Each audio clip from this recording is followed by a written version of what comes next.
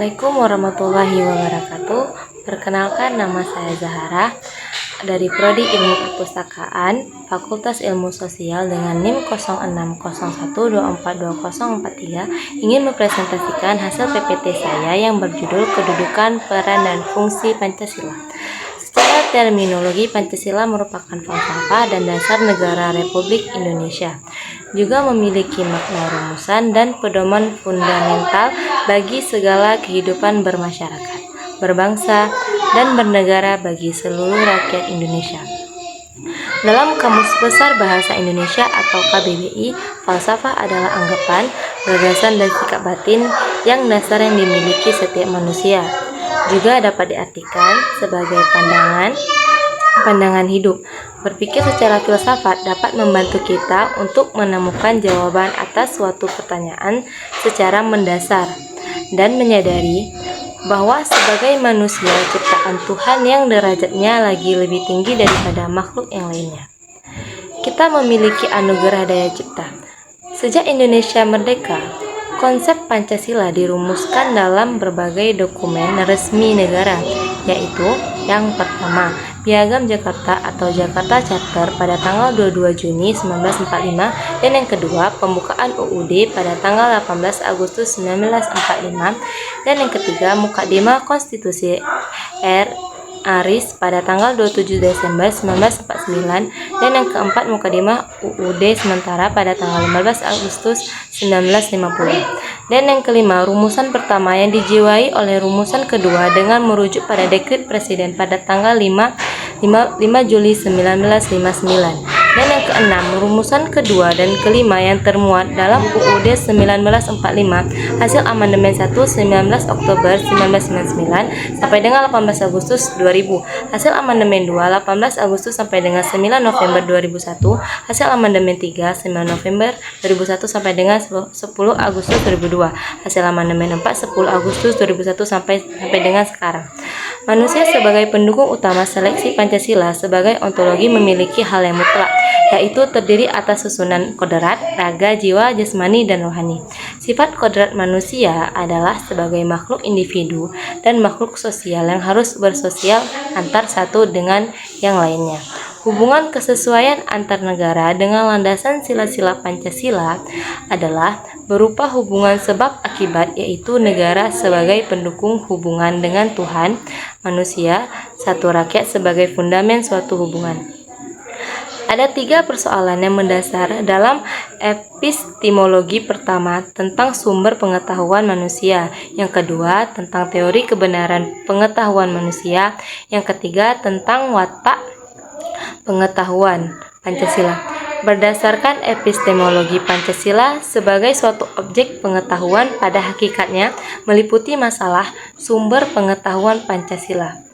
Karena sumber pengetahuan Pancasila adalah bangsa Indonesia sendiri yang memiliki nilai-nilai adat istiadat serta kebudayaan dan nilai religius, maka di antara bangsa Indonesia sebagai penduduk sila-sila Pancasila dengan Pancasila sendiri sebagai suatu sistem pengetahuan memiliki kesesuaian yang bersifat korespondensi. Secara aksiologi, nilai-nilai yang terkandung dalam Pancasila pada hakikatnya juga merupakan suatu kesatuan. Pada hakikatnya, segala sesuatu itu bernilai. Hanya nilai apa saja yang ada serta bagaimana hubungan nilai tersebut dengan manusia. Meskipun Pancasila terdiri atas 5 sila, tetapi kelimanya merupakan satu kesatuan yang bulat dan utuh. Masing-masing sila tidak dapat berdiri sendiri, maksud sila yang satu tidak dapat terlepas dari sila yang lain, dan juga bersama-sama menyusun pengertian yang satu bulat dan utuh. Pancasila telah memenuhi persyaratan diantaranya sebagai berikut. Yang pertama, sebagai satu kesatuan yang utuh. Yang kedua, bersifat konsisten dan koheren. Yang ketiga, ada hubungan antara bagian yang satu dengan bagian yang lain. Yang keempat, ada kerjasama. Yang kelima, sesuai mengabdi pada satu tujuan, yaitu tujuan bersama. Ideologi merupakan sebuah konsep yang selalu menarik untuk dikaji karena menyentuh persoalan yang fundamental dan aktual. Fundamental karena hampir semua bangsa dan seluruh kehidupan. Makna suatu ideologi dapat ditemukan dari karakteristiknya. Berikut beberapa karakteristik suatu ideologi antara lain. Yang pertama, ideologi seringkali muncul dan berkembang dalam situasi krisis. Situasi krisis di mana cara pandang, cara bertindak dianggap umum dan wajar dan telah dianggap sebagai suatu yang sudah tidak dapat diterima lagi. Yang kedua, ideologi merupakan pola pemikiran yang sistematis. Ideologi pada dasarnya merupakan ide gagasan yang akan ditawarkan ke tengah area politik. Yang ketiga, ideologi mempunyai ruang lingkup yang luas namun beragam. Ideologi mempunyai ruang lingkup yang sangat luas yang bersifat parsial sampai kepada gagasan yang komprehensif. Dan yang keempat, ideologi mencakup beberapa strata pemikiran dan panutan. Ideologi mencakup beberapa strata pemikiran mulai dari konsep yang kompleks sampai dengan slogan atau simbol sederhana yang mengekspresikan gagasan tertentu sesuai dengan tingkat pemahaman masyarakatnya. Adapun nilai-nilai yang terkandung dalam setiap sila adalah sebagai berikut. Yang pertama, ketuhanan yang Maha Esa.